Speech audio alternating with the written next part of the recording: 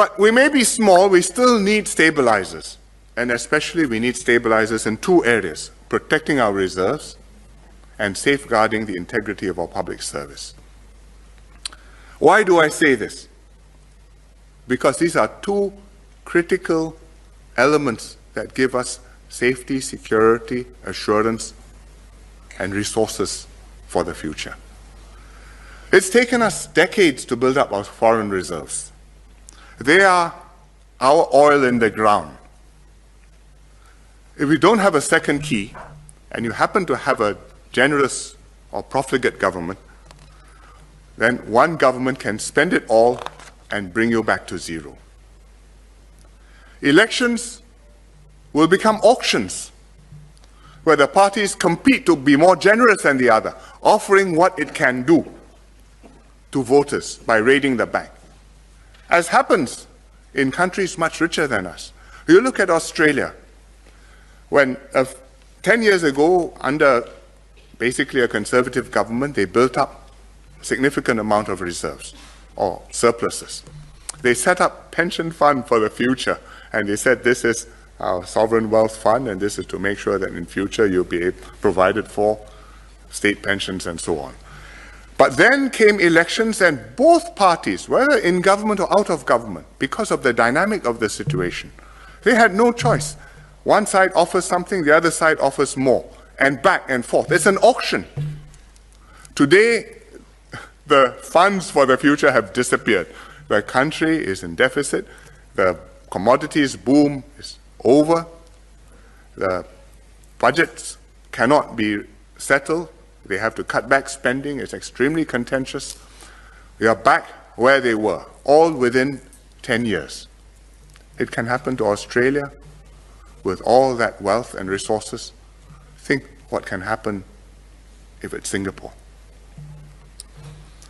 That's money. What about people?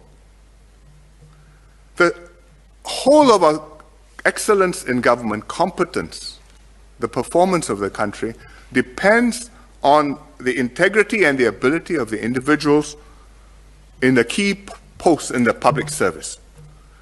Judges, central bankers, the accountant general, the commissioner of police, the people who head our stat boards, who sit on our stat board, key stat boards, the people who manage our reserves. Once corrupt persons get into key positions, that's the end. It's not only the end because they take money and help themselves, because you can stop that and put them in jail. It's the end because they subvert and corrupt the system and make it impossible to root out the cancer, which then becomes entrenched throughout the system. The system is permanently broken. You look at other countries. President SBY, President Yudhoyono of Indonesia, used to lament publicly about the problem he had with what he called the judicial mafia.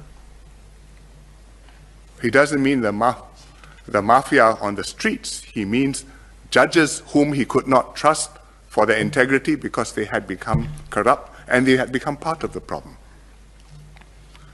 You look at other countries where the police are in cahoots with the crooks.